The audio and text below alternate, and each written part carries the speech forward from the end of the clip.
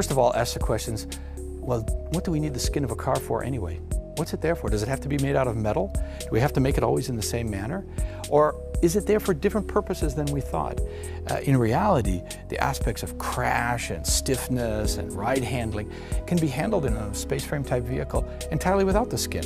And therefore, to go away from a metal skin and to have a skin that offers different capabilities, can move, can do things that a fixed rigid structure couldn't do, can be lighter, made out of materials which require less energy to make them.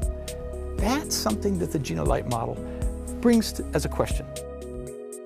GINA is an acronym, a set of letters that stand for geometry, shapes, and function, how things work, in N as a way of saying infinite number, of adaptations, meaning there's a lot of change possible.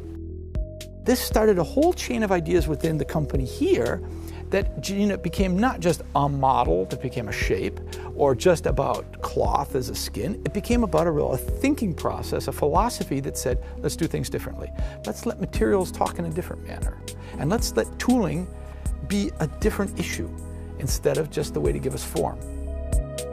Well, one nice thing about GINA is the materials kind of lead the way. It doesn't take very much and you get an idea exactly what this car is going to be like. For instance, to get an idea what the sculptural form is between a fender and let's say a wheel arch, you really only need a line around the wheels and a line more or less where you want the fender to be, and you'll let the material do the talking in between.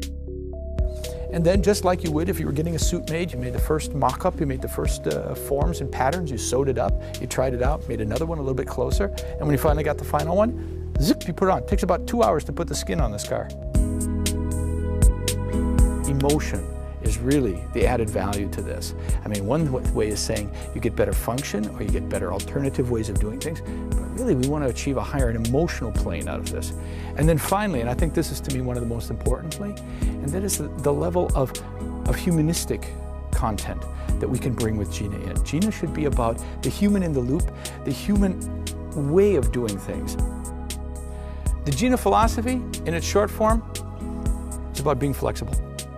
Thinking flexible, acting flexible, context over dogma. That's it.